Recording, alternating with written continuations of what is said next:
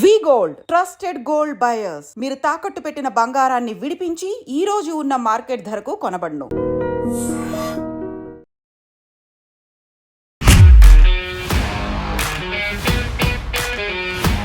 నమస్తే, welcome to iDream money matters with Anil AKV. Simplifying money one episode at a time. Episode number 8లో బంగారం గురించి మాట్లాడుకున్నాం. Number 9 ఈరోజు మనం మాట్లాడుకుంటున్నాము బంగారానికి సంబంధించి ఇన్వెస్ట్మెంట్లు అనేది ఎలా ఉండాలి, మార్ట్గేజ్ కంపెనీలు ఎలా ఉంటాయి, యాక్చువల్గా బంగారాన్ని ఎలా చూడాలి, ఎలా కొనుగోలు చేయాలి, వీటన్నిటి గురించి మాట్లాడుకుందాం. మనతో పాటుగా ఉన్నారు అనిల్ గారు. అనిల్ గారు నమస్కారం అండి. సో బంగారం ఇప్పుడున్నటువంటి రేటు కంటే కూడా ఒక 40 ఏళ్ల తర్వాత చూస్తే కోటికి పెరుగుతుంది. కోటి అనేది ఒక తులం గురించి మాట్లాడుకున్నాం కదా మనం. సో యూజువల్గానే మనం అసలు ఎక్స్పెక్ట్ చేయలేదు 1,00,000, 2,00,000, 3,00,000 అవుతుంది అనేది. కోటి అనేది అది నిజంగా ఆ పిక్చర్ చూస్తుంటేనే ఊహించుకోవడానికి భయంకరంగా ఉంది.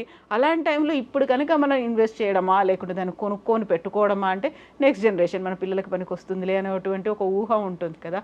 ఆ టైంలో ఇప్పుడు మనం ప్రాపర్గా దాన్ని ఇన్వెస్ట్ చేయాలి, దాన్ని యూస్ చేసుకోవాలి, గోల్డ్ కొనాలి, ఏం చేయాలంటారు? బంగారము నిన్న మనం మాట్లాడుకున్నట్టు మనం బంగారం చార్ట్స్ గురించి మాట్లాడాం. Gold charts last 45 years back తులం బంగారం మనకు 1000 రూపాయలు ఉండేది, ఈరోజు 1,00,000 రూపాయలు అయింది.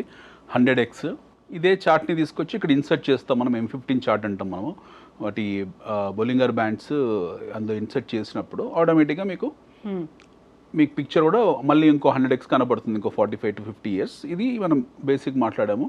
దాని బ్యాక్గ్రౌండ్ కూడా ఎందుకు ఫండమెంటల్, ఇది టెక్నికల్ రీజన్ మాట్లాడాము. ఫండమెంటల్ రీజన్ వచ్చేప్పటికి బంగారం నిల్వలు లేవు. ఇంకా ఉన్న బంగారం అంతా మనం ప్రపంచవ్యాప్తంగా ఉన్న 240 లక్షల టన్నులు ఏవైతున్నాయో అవి వాడకంలో ఉన్నాయి. అవే మనుషుల మధ్య రొటేషన్ అవుతుంటుంది. That is a basically collateral commodity కాబట్టి, ప్రీషియస్ కొలాటరల్ కమోడిటీ కాబట్టి బంగారము ఇన్ఫ్లేషన్ని బీట్ చేస్తూ, బాండ్స్ అన్నింటిని బీట్ చేస్తూ పెరుగుకుంటూ వెళ్తుంది ఓవర్ పీరియడ్ ఆఫ్ టైం. చార్ట్ని దృష్టిలో పెట్టుకొని వెళ్ళాలి. బంగారం ఫండమెంటల్స్ గురించి మాట్లాడడం లేదు. కంపెనీస్ వస్తే కంపెనీస్ ఫండమెంటల్స్ మాట్లాడచ్చు. బట్ బంగారం ఈ సెల్ఫ్ ఈజ్ ఎన్ ఎంటిటీ కాబట్టి దాని ఫండమెంటల్స్ చర్చించాల్సిన అవసరం లేదు. ఎందుకంటే that cannot be discovered, that cannot be manufactured, that cannot be invented. What ever available is available, అంతే. సో ఫండమెంటల్స్ పక్కన పెట్టి ఓన్లీ టెక్నికల్ చార్ట్ మాత్రమే చూడాలి అని మనం మాట్లాడుకున్నాం when it comes to gold. ఇప్పుడు మనము మీరు అడిగిన ప్రశ్న ఏంటి, ఇప్పుడు గోల్డ్ని ఎలా ఇన్వెస్ట్ చేయాలి అని. Okay, so don't look at gold from price frontier front. డబ్బులు అంటే ఆ ధరని దృష్టిలో పెట్టుకొని మనము బంగారం ఎట్టి పరిస్థితిలో కొనకూడదు. Gold should not be bought looking at the price. అది మీకు 1,00,000 అయిందా 2,00,000 అయిందా మీకు సంబంధం లేదు. అది it's hardly you should know bother about it. మీరు చూడాల్సింది ఓన్లీ ఏంటంటే మీరు లాస్ట్ 40 ఇయర్స్ ట్రాక్ రికార్డు, మీకు 40 ఏళ్ళు 50 ఏళ్ళ దూరదృష్టి ఉంది బంగారం. ఎవరికైనా ఆ దృష్టినే కొంటారు. ఎందుకంటే బంగారం సంపద సృష్టిలో ఒక భాగం కాబట్టి బంగారాన్ని సంపదలాగానే చూస్తారు కాబట్టి కరెంట్ రేటు మీకు సంబంధం లేదు. 10%, 15% కరెక్ట్ అయినా సరే బంగారం అనేది మీరు దాన్ని బై చేస్తూనే ఉండాలి. ఒకటి. రెండోది వచ్చేప్పటికి మనకు మొన్న అనుకున్నట్టు 56,000 తులం బంగారం అనే ఒక రూమర్ ఏదైతే క్రియేట్ అయిందో మళ్ళీ పడిపోతుంది, 56,000 వస్తుంది. ఆ రూమర్ క్రియేట్ చేసిన వ్యక్తి మార్నింగ్ స్టార్ జాన్ మిల్స్ ఎవడైతే ఉన్నాడో అడు కొంచెం ఇలాంటివన్నీ మెంటల్ మాటలు మాట్లాడుతుంటాడు. అట్లీస్ట్ నేను కాలేజ్ డేస్ నుంచి చూస్తున్నాను ఆ మార్నింగ్ స్టార్ తాలూకు రీసెర్చ్ రిపోర్ట్స్ అన్నీ కూడా ఏది ప్రూవ్ అయిన దాఖలాలు ఏమీ లేవు. They keep talking giving this kind of absurd ideas in the market. అది మనకు చాలా పెద్ద ఫండ్ హౌస్. సో వాళ్ళని దృష్టిలో పెట్టుకోకూడదు. బంగారాన్ని as a very precious investment కిందనే చూడాలి. So how you are going to acquire gold అనేది important. How are you acquiring your gold? Gold మీరు ఏ రూపకంగానే కొనుక్కోవచ్చు. ఇప్పుడు మనకు గోల్డ్ ETF అనేది రీసెంట్గా వచ్చిన ఇన్స్ట్రుమెంట్. గోల్డ్ కాయిన్ అనేది ఎప్పటి నుంచో ఉన్న ఇన్స్ట్రుమెంట్. భారతీయులు స్వతహాగా ఏంటంటే ఆర్నమెంట్ పర్స్పెక్టివ్లో గోల్డ్ని కొంటారు కాబట్టి, జ్యువెలరీ పాయింట్ ఆఫ్ వ్యూలో కొంటారు కాబట్టి మ్యాక్సిమం జ్యువెలరీని ఎక్వైరీ చేసుకోండి. ఒకవేళ మీకు తరుగుల్లో వాటిని దృష్టిలో పెట్టుకుంటే ఈరోజు మీరు 1,00,000 రూపాయలు తులంగా ఉన్నా మీకు అన్ని మేకింగ్ చార్జెస్ అన్నీ పడ్డా కూడా మీకు 20,000 లోడ్ అవుతుందేమో. బట్ అది మళ్ళీ ఒక 1 year 1.5 year రేంజ్ రేట్ పర్స్పెక్టివ్లో నలిఫై అయిపోతుంది అది. సో ఈరోజు బంగారం కొంటే మీరు ఫార్వర్డ్ ప్రైసింగ్లో కొంటారు. జ్యువెలరీ బంగారం ఎప్పుడైనా సరే మనం కొనుక్కునేది ఫార్వర్డ్ ప్రైసింగ్లో. అంటే 20% తీసేయాలి. మా జ్యువెలరీ అవన్నీ కూడా తీసేస్తే, వేస్టేజ్ ఇవన్నీ తీసేస్తే మీకు 80% వస్తుంది. బట్ ఈ -20% ఏవైతుందో ఇది ఫార్వర్డ్ ప్రైసింగ్ కింద వస్తుంది. But that will get nullified over period of time. Probably సంవత్సరంన్నర 2 సంవత్సరం 24 months హొరైజన్లో అది మీకు నల్లిఫై అయిపోతుంది. సో గోల్డ్ని అక్వైర్ చేసుకోవడానికి 1,00,000 మార్గాలు ఉన్నాయి. First thing in general wealth మేనేజ్మెంట్లో బంగారాన్ని చాలామంది ఈ రాళ్ళు రప్పలు రత్నాలతో కొనుక్కుంటారు. సో వాటిని వేస్టేజ్ కూడా దృష్టిలో పెట్టుకోవాలి. వాటి వేస్టేజ్ ఎంతవరకు ఉంది, గోల్డ్ ఎంత వేస్టేజ్ అవుతుంది, అందులో రాళ్ళ బరువు ఎంత ఉంది, ఇవన్నీ చూసుకోవాల్సిన అవసరం ఉంటుంది. అంటే జ్యువెలరీ 90% జనాలకు ఉన్నది జ్యువెలరీ కదా. అంటే బేసిక్ డొమెస్టిక్ కన్జ్యూమర్స్ ఎవరైతే ఉన్నారో వాళ్ళు 90% కన్జ్యూమర్స్ వెళ్ళి బంగారం కొట్లలోనే ఆర్నమెంట్ రూపంలో కొంటారు. బట్ వాళ్ళకు ఈవెన్ ది షాప్ కీపర్స్ ఎవరైతే ఉంటారో, ఓనర్స్ ఎవరైతే ఉంటారో, షాప్ని రన్ చేసే వాళ్ళకి వచ్చే ఇన్కమ్ కూడా ఎక్కువ శాతం ఆర్నమెంట్ గోల్డ్లోనే వస్తుంది వాళ్ళకు. అంటే ఎస్పెషల్లీ స్టోన్ గోల్డ్లోనే వస్తుంది వాళ్ళకి ఎక్కువ డబ్బులు వచ్చేవి ఆ స్టోన్ కాస్ట్లోనే బాగా మిగులుతాయి వాళ్ళకు. సో వాళ్ళ బాధలు వాళ్ళవి. But when it comes to retail investor వాళ్ళు ఎక్కువ చూసుకోవాల్సింది, ఎక్కువ శాతం బంగారం ఎక్వైరీ చేసుకుంటే చూసుకోవాలి. ఎందుకంటే మన మెంటాలిటీ ఏంటంటే బంగారం కొనుక్కొని లాకర్లో దాచుకునేది కాదు, అది ప్రదర్శించుకుంటాం. కాబట్టి ప్రదర్శించే ప్రక్రియలో ఖచ్చితంగా ఎక్కువ బంగారం ఉండాలి, తక్కువ రాళ్ళు రప్పలు ఉండాలి ఒకటి. రెండోది గోల్డ్ని 100% ఈక్విటీ పర్స్పెక్టివ్లో చూడడం. అంటే గోల్డ్ ప్యూర్ సంపద సృష్టిలో చూసేప్పుడు you have to go for ETF.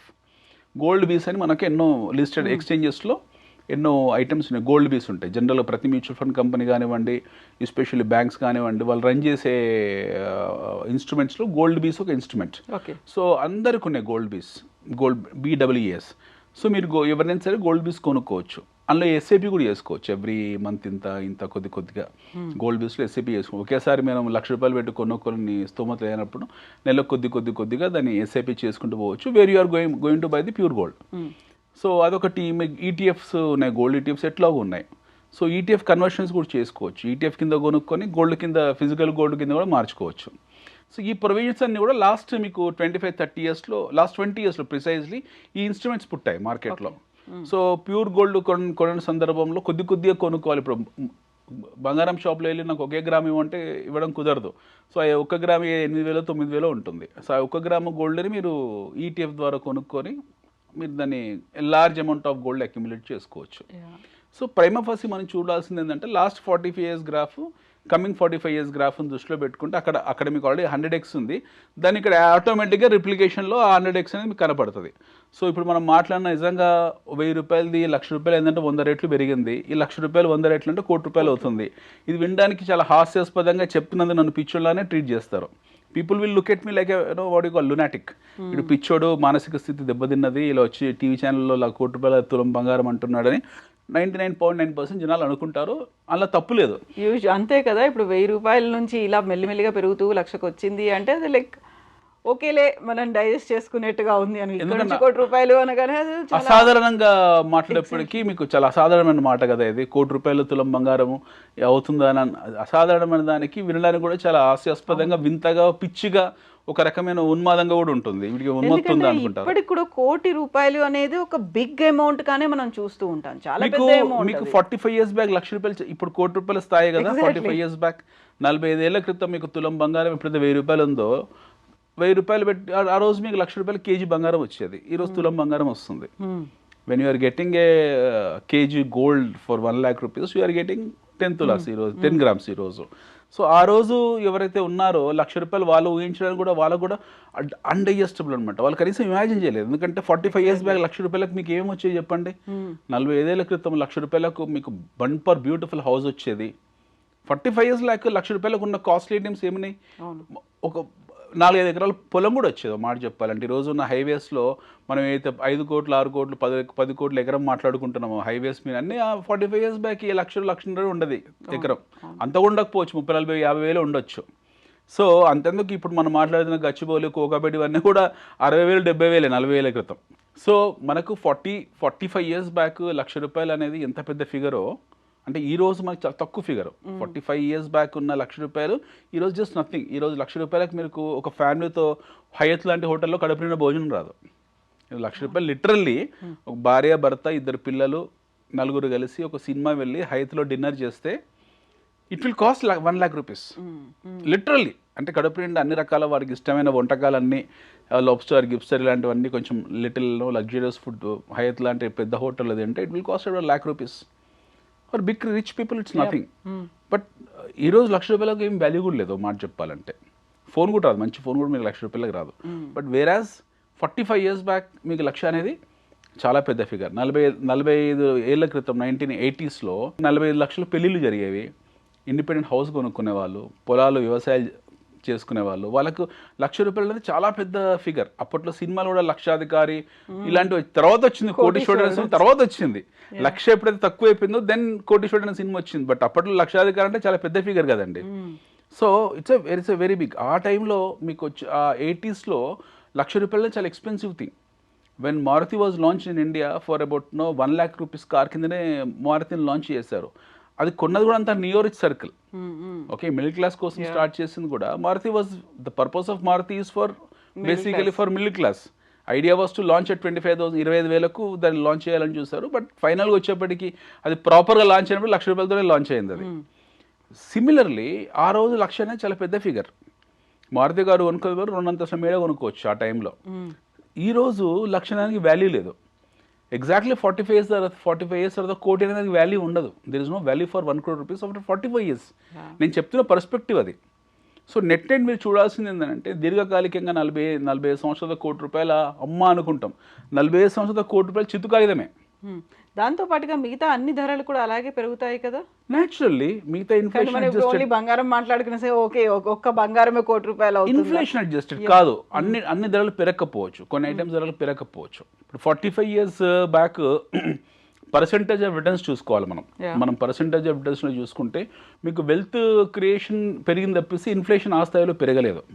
బంగారం స్థాయిలో ఇన్ఫ్లేషన్ ఏం పెరగలేదు. బంగారం పెరిగింది ఎందుకంటే ప్రీషియస్ కమాడిటీ కాబట్టి దాని అవసరం రకరకాలుగా రూపాంతరం చెందింది. ఎందుకంటే that is the only commodity which cannot be identified or rather discovered or rather invented. నేను అనుకున్నట్టు ఈ భూమండలం మీద ఉన్న బంగారం నిల్వల్లో మనం 90% వాడేసాం. మిగిలిన 5% అవుతుందో అది చాలా ఎక్కడో ఉంది, డీప్ సోర్సెస్లో ఉంది. దాన్ని ఎక్స్కవేట్ చేయడం చాలా కష్టం. Cost of excavating is very expensive then the real gold. So అది వర్చువల్ గోల్డ్ కింద మిగిలిపోయింది తప్పిస్తే దాన్ని ఎక్స్కవేషన్ చేసే పరిస్థితిలో మనం లేము. అందువల్ల అవైలబుల్ గోల్డ్ ఏదైతుందో అది ఇనుము కాదు, బొగ్గు కాదు, లేకపోతే కాపర్ కాదు, బాక్సైట్ మాంగనీస్ కాదు, ఎక్కడ పడితే దొరకడానికి మనం ఆల్మోస్ట్ 95% బంగారం నిలువలు ఏవైతున్నాయో భూగర్భంలో మన వాడుకలో ఉన్నాయి. ఇది మాత్రమే తిరగాలి. కొలాటరల్కి ఇది మాత్రమే ఉంటుంది. ప్రపంచంలో ఎలాంటి ఆర్థిక మాంద్యం వచ్చినా సరే the basic barter collateral happen to be the gold. ఇదే అనమాట. ఇది వేల సంవత్సరాల నుంచి జరుగుతున్న పరంపర.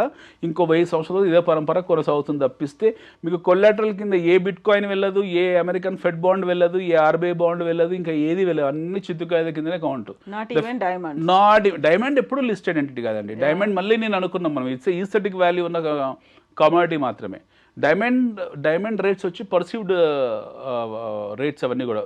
Diamond has goat perceived value. దాన్ని పర్సీవ్డ్ వాల్యూ అంటారు. It is not the listed value. Listed value is something which is a common value across the globe.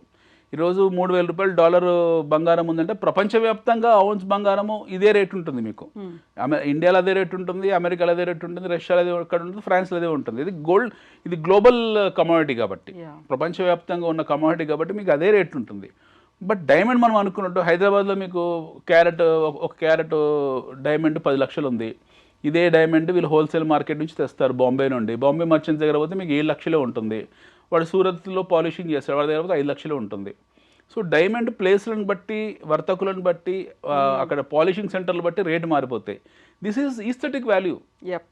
మనం మళ్ళీ అనుకున్నాం ఏది మోనాలిసా పెయింటింగ్ మీరు ఒక రేటు చెప్తారు, నేను ఒక రేటు చెప్తాను. డైమండ్ అంతే. అందుకే డైమండ్ లాంటివి ఏవైతే stones again this are called as precious stones. ఈ ప్రీషియస్ స్టోన్స్ ఏవైతే ఉంటాయో వీటికి ఎవరు కూడా పర్సీవ్డ్ వాల్యూ తప్పిస్తే మార్కెట్ వాల్యూ అంటూ చెప్పలేము, కుదరదు. It is not practically possible to give a market value for this kind of precious stones like gold. Gold is the only commodity which is a common denominator which is been used or which will be used as the common collateral during any barter situation. So gold అనేది ఇట్లనే continue అవుతుంది. మీరు అన్నది ఏంటంటే భవిష్యత్తులో రేపొద్దున ధరలు పెరిగిన తర్వాత గోల్డ్కు ఈరోజు మనము ఇందాక అనుకున్నట్టు కేజీ ఈరోజు మంచి రైసు 40 ఏళ్ల క్రితం 45 years బ్యాక్ కేజీ మంచి అప్పుడే కదా ఎన్టీఆర్ గారు ₹2 కేజీ బంగారం కిలో బియ్యం తెచ్చారు. ₹2 కేజీ రైస్. ఈరోజు అది మీకు ఎంత ఉంది? సేమ్ రైస్ ఇన్ రీటైల్ షాప్స్లో ఎంత ఉంటుంది? 40, 50, 60 నుంచి కూడా ఉన్నాయి. అదే quality. I'm talking about that was not a Sona Masuri కదా. అందుకే కదా ఇప్పుడు గవర్నమెంట్ కూడా 25 రూపీస్కే జనతా రైస్ అనేది ఇప్పుడు ఇస్తోంది, అందరికీ కూడా సప్లై చేయాలి. Price hike inflation versus real value మాట్లాడుతున్నాను. అంటే మీకు ₹2 కేజీ 83లో అనుకుంటుంది ఆయన తెచ్చింది, 83లో ₹2 కేజీ బియ్యము. ఈరోజు 2025 అంటే 42 సంవత్సరాల క్రితం ఆయన కేజీ ₹2 కేజీ తీసుకొచ్చాడు. ఈరోజు ఆ బియ్యం ధర ఎంత ఉంటుంది రీటైల్ మార్కెట్లో? Let us keep no ration shops side. అది మామూలు షాపుల్లో ఎంత ఉంటుంది కేజీ బియ్యం? ₹20 ఉంటుంది. అదే quality, I'm talking about the same quality. అంటే ఎంత పెరిగింది? ₹20 కేజీ అంటే 10 times పెరిగింది. ఇన్ఫ్లేషన్ గురించి మాట్లాడదాం. ₹2 కేజీ బియ్యం ఈరోజు అంటే హైపోథెటికల్లీ ఈరోజు ₹20 ఏంటంటే 10 times పెరిగింది. అంటే ఇన్ఫ్లేషన్ అక్కడి నుంచి ఈ రోజుకు ద్రవ్యోద్బలనం మీకు 10 రెట్లు పెరిగింది. The inflation has grown 10 times, అంటే 10 రెట్లు పెరిగింది. వేరాజ్ బంగారం ఆ రోజు నుంచి ఈ రోజుకు 95-96 times పెరుగుంటుంది. ఇప్పుడు మీకు అర్థమైంది నేను చెప్పిన లాజిక్.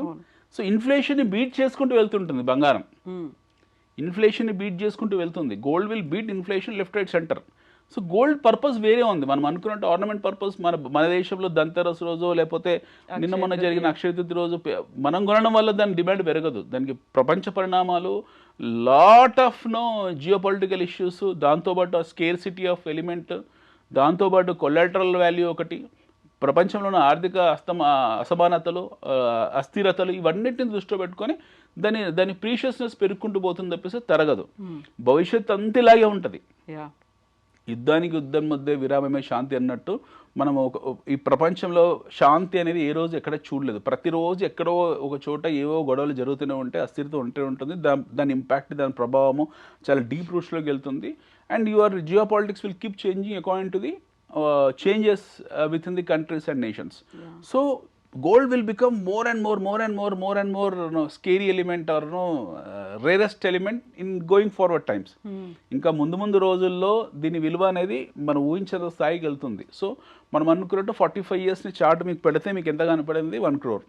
45 years చార్ట్లో 1 crore మీకు గోల్డ్ కనపడ్డప్పుడు 45 years చార్ట్లో బియ్యం రేట్లు అంటే నెక్స్ట్ కమింగ్ బియ్యం రేట్లు ఏవైతే ఉంటాయో ప్రాబ్లీ ఇన్ఫ్లేషన్ అడ్జస్టెడ్ లెక్కేసుకున్నా సరే 20 రెట్లు పెరుగుతుందేమో.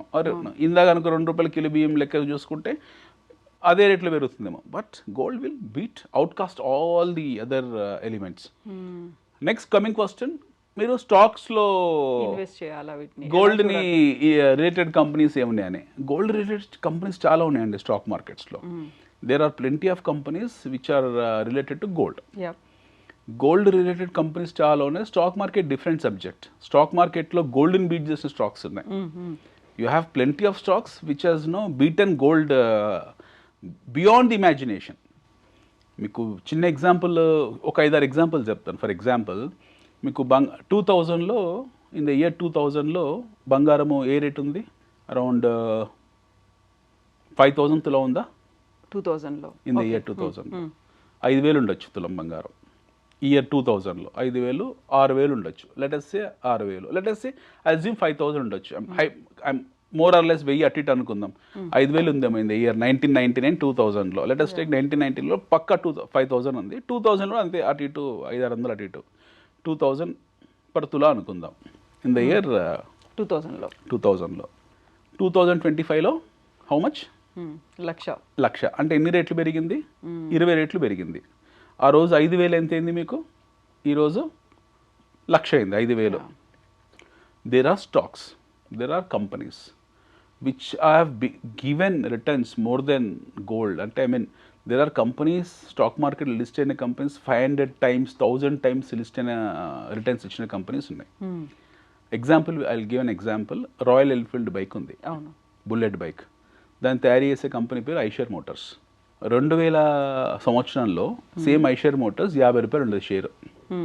₹50 ఉండేది. ఈరోజు ఆల్మోస్ట్ అన్ని స్ప్లిట్లు, బోనస్లు అన్నీ అయిన తర్వాత అది 50,000 అయింది. 50,000 అయింది. ₹50 to 50,000 అంటే ఆల్మోస్ట్ 1,000 times పెరిగింది.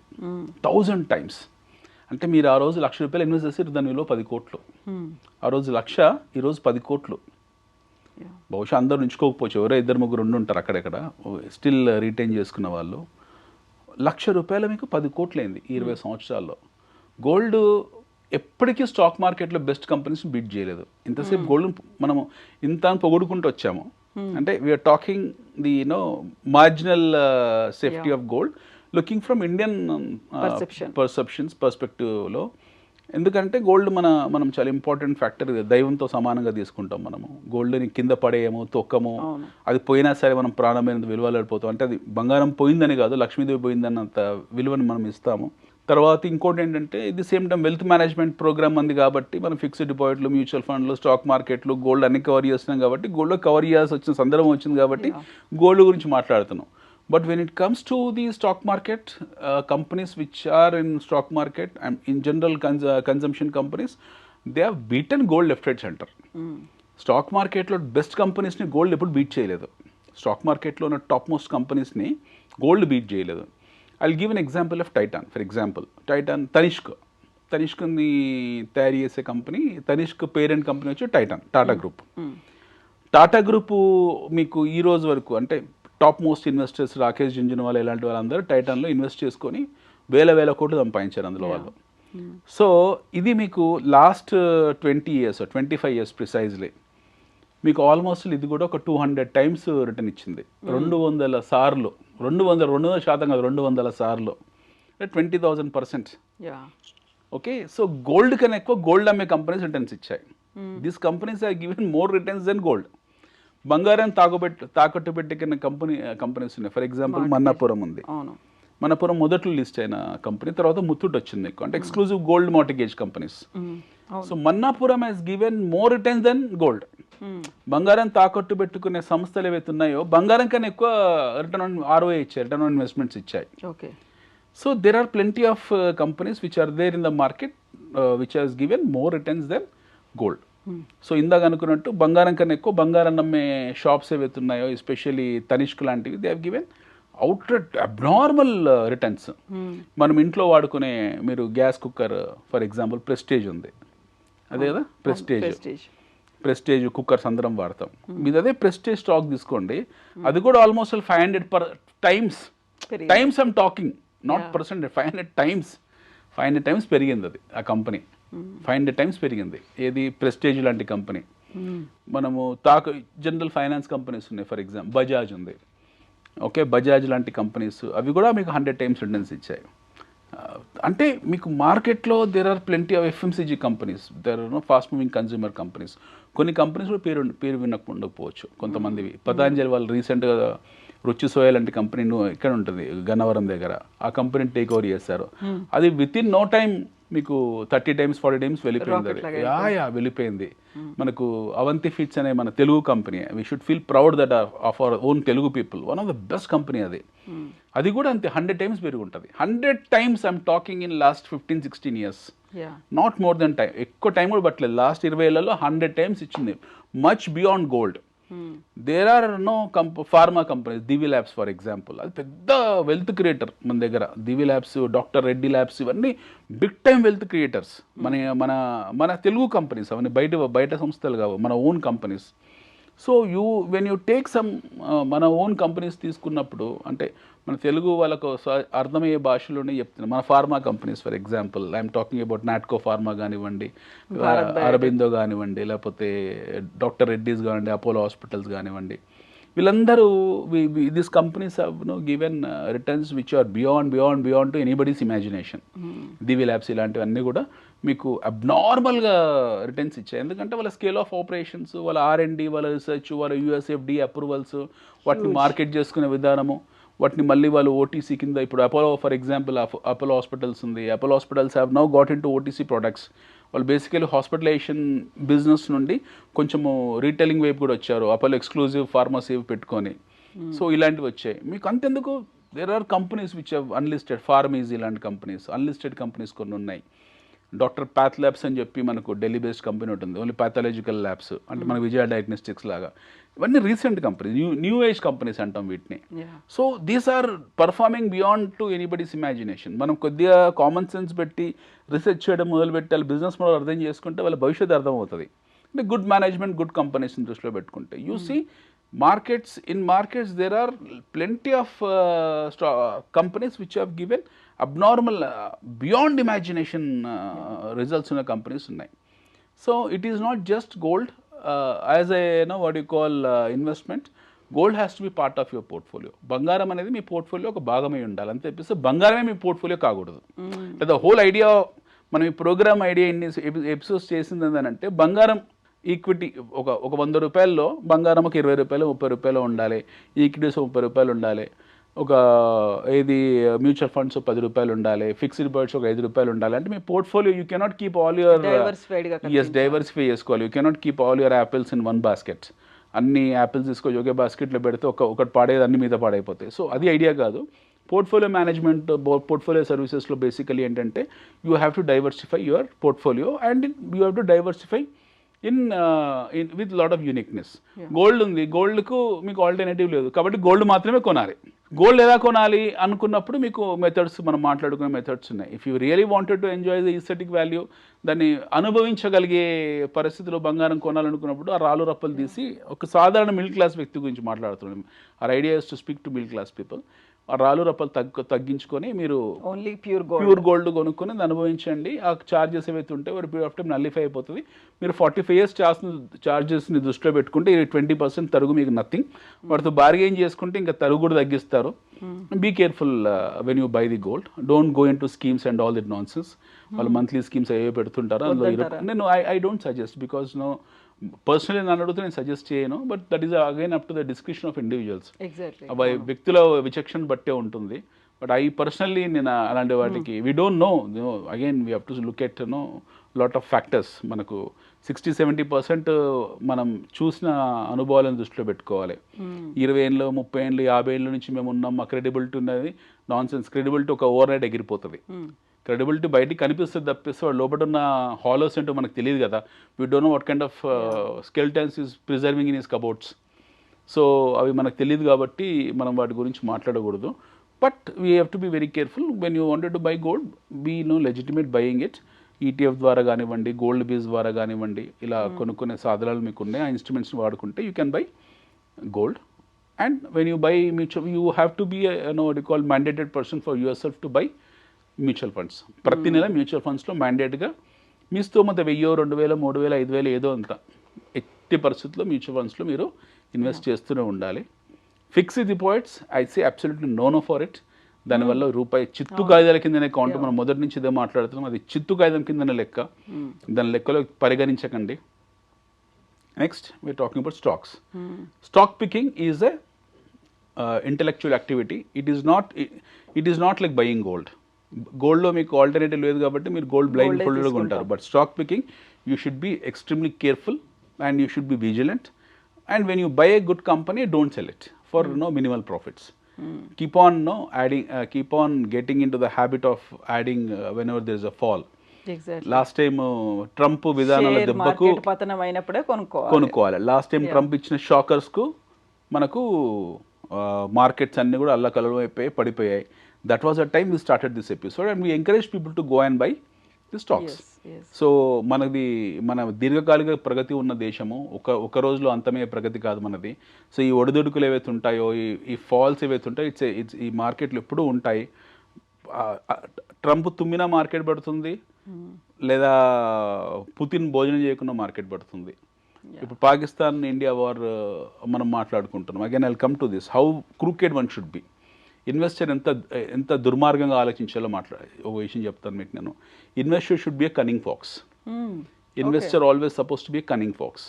అంటే ఇంకా దుర్మార్గమైన భాషలో చెప్పాలంటే ఇన్వెస్టర్ ఎప్పుడు ఒక రాబందులా ఉండాలి. ఎప్పుడు పడిపోతుందా పట్టుకుందాం చూడాలి. ఇన్వెస్టర్ ఎప్పుడు ఒక రాబందులా ఉండాలి. గోతికాడ నక్కంటాం కదా, మనిషి రక్తం మరిగిన క్రూర ముఖంలా ఉండాలి. ఇది ఇన్వెస్టర్ ఉండాల్సిన బేసిక్ క్వాలిటీస్ ఇవి. ఇన్వెస్టర్ పాయింట్ ఆఫ్ వ్యూ, మనిషి పాయింట్ ఆఫ్ వ్యూలో కాదు. ఇన్వెస్టర్ వేరు, మనిషి వేరు. Investor always should wish that's whenever you wanted to buy, market has to fall. Market will not fall just like that. Market ఎప్పుడు పడుతుంది? ఏదో అతలాకుతలాలు జరిగినప్పుడు, యుద్ధాలు వచ్చినప్పుడు, రక్తపాతం వచ్చినప్పుడు జరుగుతుంది. అంటే సందర్భాన్ని కోరుకోవాలి. అలాంటి సందర్భం వచ్చినప్పుడు అందులో దూకాలే, వెతుక్కోవాలి.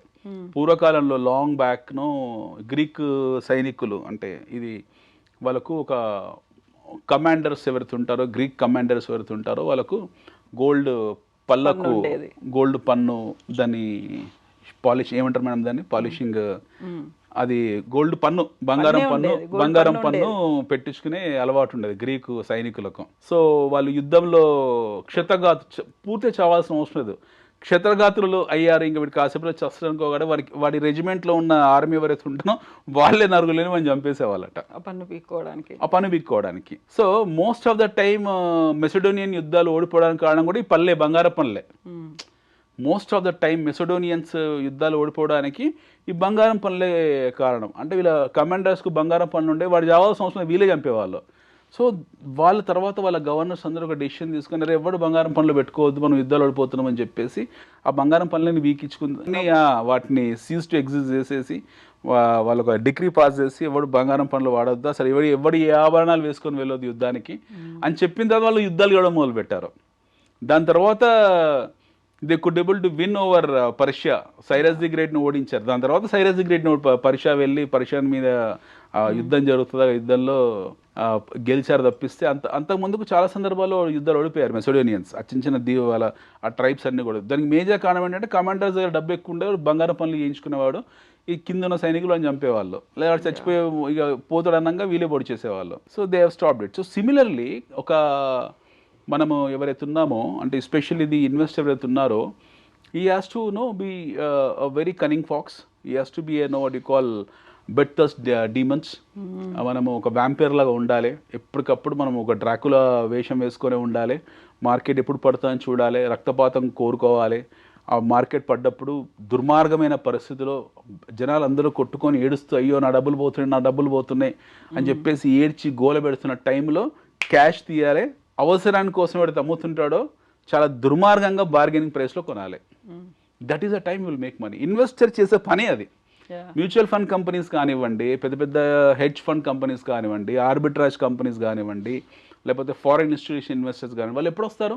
చాలా ఇక్కడ పరిస్థితి బాగాలేదు, వాల్యుయేషన్స్ మొత్తం పడిపోయాయి, ఇక్కడ ఘోరంగా ఉంది అన్నప్పుడు he will come and dump his money. It's not because ఇక్కడ పరిస్థితి బాగాలేదని కాదు, ఈ పరిస్థితి ఇలా ఉండడం తాత్కాలికం మాత్రమే, తర్వాత మళ్ళీ వీళ్ళందరూ ఎదుగుతారు. వీళ్ళు ఎదుగుతున్నప్పుడు లేదా మళ్ళీ మార్కెట్స్ రికవర్ అయినప్పుడు, మళ్ళీ మార్కెట్స్ అనేవి రీబౌన్స్ అయినప్పుడు నేను ప్రాఫిట్లో బయటకు వస్తాను, ఎలా క్యాష్ చేసుకోవాలి అనేది.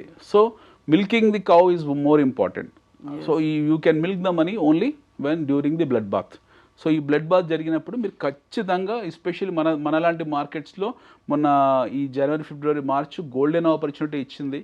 It has given a fantastic opportunity. మళ్ళీ ఎప్పుడు వస్తాయి ఇలాంటి ఆఫర్స్? ఇట్లాంటి బంపర్ ఆఫర్లు రావాలంటే మనకి ఇండియా పాకిస్తాన్ యుద్ధం జరగాలి. ఓకే, అలాంటి జరిగినా మనం పడే పరిస్థితుల్లో మనం లేము. ఎందుకంటే వీఆర్ వెరీ స్ట్రాంగ్. మనకు ప్రతిరోజు ఫారెన్ ఇన్స్టిట్యూషన్ ఇన్వెస్టర్స్ వచ్చి మన దగ్గర ఇన్వెస్ట్ చేస్తున్నారు. ఇన్ఫాక్ట్ పాకిస్తాన్ మార్కెట్ పెరిగిపోయింది, వాళ్ళు ఆల్మోస్ట్ 8,000-9,000 పాయింట్స్ వాళ్ళు కొలాప్స్ అయిపోయింది. అది అడుక్కునే దేశం కాబట్టి దాన్ని చర్చించకూడదు. అది చర్చకు అర్హత లేని దేశం. అది ఒక టెర్రరిస్ట్ నేషను, ఒక మెషినరీ దేశం గురించి మనం మాట్లాడుకోకూడదు. They don't deserve to be discussed here. వాళ్ళకి అర్హత లేదు. సో బట్ మనం ఇన్ జనరల్ చెప్తున్నా, అక్కడ వాళ్ళు అయినా ఎవరు అక్కడ ఇన్వెస్ట్ చేయలేండి, ఎందుకంటే అది కంప్లీట్ దానికి భవిష్యత్తు లేని 4-5 ముక్కలయ్యే ప్రాంతం కాబట్టి. ఆ దేశం కూడా కాదు, అది ఒక ప్రాంతం. అది it has last the moral qualification to be called as a nation. దానికి మోరల్ క్వాలిటీ పోగొట్టుకుంది. భారతీయుడిగా, ఒక దేశ ప్రేమికుడిగా, లేదా మీరు ప్రేమికురాలిగా, దేశ ప్రేమికురాలిగా మనం అనకూడదు అది దేశం అని చెప్పి. వాళ్ళు మోరల్ క్వాలిటీ పోగొట్టేసుకున్నారు. They don't have any moral qualification to be called as a nation. That's not a nation, that's a terrorist camp. So అది ఉంటే ఎంత, లేకుంటే ఎంత భూమి మీద. సో మనకు వచ్చేప్పటికీ మన ప్రగతికి unstoppable. We should be very proud that we are born in this holy land India. మనం భారతీయులని చెప్పుకోవడానికి చాలా గర్వపడాలి, మన మాతృభూమిని ప్రేమించాలి. And we should think that next coming generation 40-45 crores of మన యువత, మన పిల్లలు ఎవరుతున్నారో, 40 కోట్ల మంది మన పిల్లలు, భారతీయ పిల్లలు ఎవరుతున్నారో వాళ్ళందరూ మార్కెట్లోకి వస్తారు. వచ్చే 20 సంవత్సరాల్లో మన పర్ క్యాపిటల్ ఇన్కమ్ ఈ రోజున $2,300 నుంచి $20,000 వెళ్తుంది 20 yearsలో. Now see the magic. ఈ ప్రపంచాన్ని మనమే శాసిస్తాం, దీన్ని నమ్మాలి. సో గుడ్ క్వాలిటీ కంపెనీస్ని ఇన్వెస్ట్ చేయండి. గుడ్ క్వాలిటీ కంపెనీస్ అంటే కలగూర గంప కాదు, చెత్తా చెదారాన్ని తీసుకొచ్చి గుడ్ క్వాలిటీ అనుకుంటే కాదు. Good quality companies has got a visible growth story. Yes, visible growth story ఉంటుంది, క్వాలిటీ బ్యాలెన్స్ షీట్స్ ఉంటాయి, గుడ్ మేనేజ్మెంట్ ఉంటుంది. అట్ ది సేమ్ టైంలో వాళ్ళ కాంపిటీషన్ తట్టుకునే స్పిరిట్ ఉంటుంది, న్యూ ఏజ్ కంపెనీస్ని పోటీని తట్టుకునే ఎబిలిటీ వాళ్ళకు ఉంటుంది. సో ఇవన్నీ ఇన్నోవేషన్, క్రియేటివిటీ చాలా ఉంటాయి ఫ్యాక్టర్స్. 10-15 పారామీటర్స్ ఉంటాయి. వాటిని దృష్టిలో పెట్టుకొని న్యూ ఏజ్ కంపెనీ అంటే పాత కంపెనీస్లో కూడా న్యూ ఏజ్గా మారుతున్నాయి. వాటిని దృష్టిలో పెట్టుకుంటే 10-20 సెక్టార్స్ని చూస్ చేసుకొని అందులో you dump your money and when ever there is a fall keep on adding and see the magic. So new age companies ఏంటివి, సెక్టర్స్ ఏంటివి, మనం స్టాక్ స్పెసిఫిక్ మాట్లాడకూడదు, సెక్టర్ స్పెసిఫిక్ మాట్లాడచ్చు, మనం ఇండస్ట్రీ స్పెసిఫిక్, సెక్టర్ స్పెసిఫిక్ మాట్లాడచ్చు. For the common interest of people కొన్ని examples తీసుకొని మనం నెక్స్ట్ ఎపిసోడ్లో వీటిని సెక్టార్స్ గురించి మాట్లాడదాము, వాటి రేషియోస్ మాట్లాడదాము, వాటి గ్రోత్ స్టోరీ మాట్లాడదాము, వాటి స్టాండ్ గురించి మాట్లాడదాము, ఎట్ ది సేమ్ టైం వాళ్ళ విజిబుల్ బిజినెస్ గురించి మాట్లాడదాము. అవి ఈ రోజు ఏపీ రేషియోస్లో వాటి ఈపీఎస్ ఎలా ఉంది, నెక్స్ట్ 10 yearsలో ఎలా ఉండబోతుంది అనేది మనం మన పర్స్పెక్టివ్లో చెప్దాము. సో ఆ హింట్ దొరికిన వాళ్ళు ఎవరైతే ఉంటారో యాజ్ సెబీ గైడ్ లైన్స్ ప్రకారం మనం డైరెక్ట్ కంపెనీస్ గురించి మాట్లాడదు, but will give the hints. ఆ హింట్స్ని తీసుకొని ఎవరైతే పిక్ చేసుకుంటారో దిల్ గెట్ బెనిఫిటెడ్. అనిల్ గారు థ్యాంక్ యూ సో మచ్ అండి. మనం 10th ఎపిసోడ్లో వాటన్నిటి గురించి మనం మాట్లాడుకోబోతున్నాం. ఎస్ అండి, thank you so much. Thank you. నిజంగా ప్రస్తుతం ఉన్నటువంటి సమాజం దేనికి ప్రయారిటీ ఇస్తుంది? ఆర్థిక సంబంధాల చుట్టూ మాత్రమే తిరుగుతోంది. మళ్ళీ ఎన్నికలంగానే చాలా విరక్తి కలుగుతున్నాం. మంచి అనిపిస్తుంది కదా, లేడీస్ కూడా ఛాలెంజింగ్ జాబ్స్ చేసినప్పుడు చాలా బాగుంటది. ట్రాఫిక్ అసిస్టెంట్స్ గా నియమించిన ట్రాన్స్జెండర్స్ అందరితో సాల్యూట్ చేయించుకుంటున్నారు. ఫుడ్ డెలివరీ ఇవ్వటానికి వెళ్ళినటువంటి డెలివరీ బాయ్ అనిల్ పై కళ్ళ ముందు